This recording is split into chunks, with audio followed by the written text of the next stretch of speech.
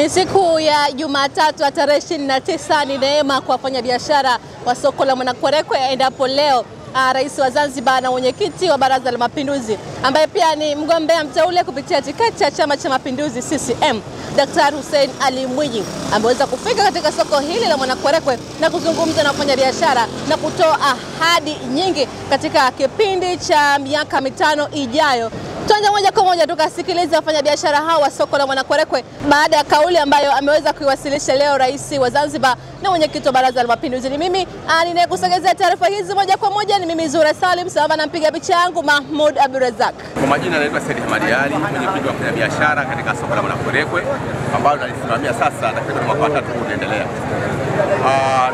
Kwanza tumefurahi sana ujio wa Mheshimiwa Rais katika soko letu kwa sababu ni kitendo ambacho hatukufikiria kama atakuja tena muda.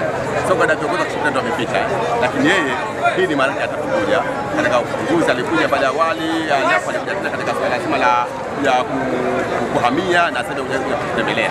Kwa hiyo tumefarajika sana. Zaidi ni kusema kwamba atatufanyia kazi ile swala la kodi.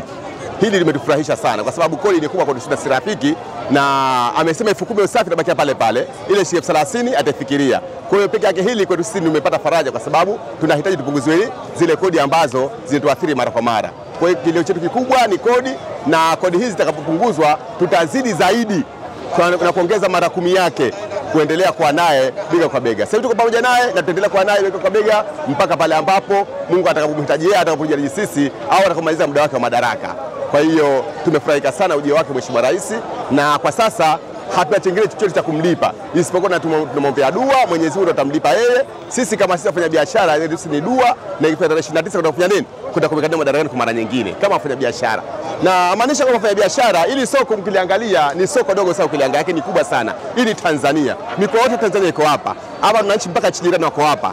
Kwa hiyo soko letu ni kubwa na ujumbe wake utafika katika sehemu mbalimbali. Hivi ninavyozungumza, tayari kuna wafanya biashara ambao walikuwa katika hafla hii ya leo. Wameshaambia wazazi wao Shinyanga huko kama kuna 1, 2, 3 msipoteze katika jambo kama hili hapa, kwa sababu ni ukweli ulio wazi. Ametutendea mengi Dr. Mwinyi, lazima tuweze kusema hivyo, na kama wafanya biashara tumelipokea na tumekubaliana na jambo hili na tutaendelea kwa nalo kama kawaida. Matarajio yenu kama wafanyabiashara soko hili? Naam.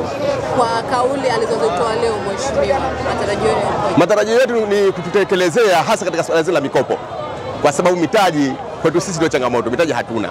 Na tunapofika katika sehemu za mamlaka wanatuhangaisha kwa mamlaka, watu wa mabenki hawatoi mikopo. Na alitaka kipindi kile watu wake vikundi, na tumekaa vikundi wengi tu. Tuna takriban vikundi visipopungua vikundi 10 humu ndani.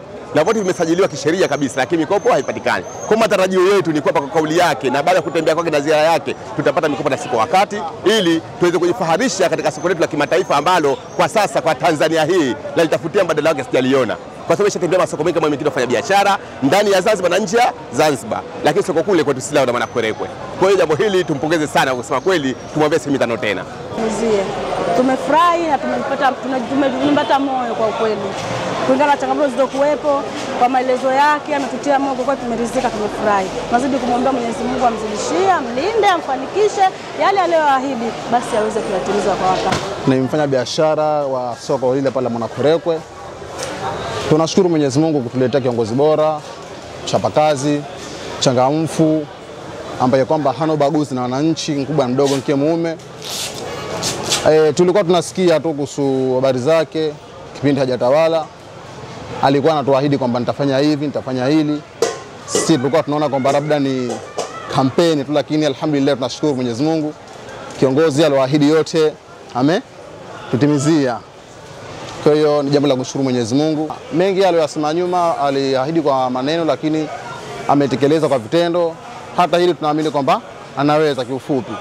Maana mengi aliahidi nyuma na akatekeleza, na hili swala la kupunguza bei na kodi na nini tunaahidi kwamba atapunguza, Mungu akijali inshallah. Imani yangu mimi mazuri kuhusu kiongozi kwa kauli ambazo kwa ameziwasilisha, kwa sababu sisi wenyewe kwanza tunamkubali kiongozi mchapakazi, mpambanaji, mwaminifu. Kwa hiyo kauli zake mzuri ambazo kwa ametuahidi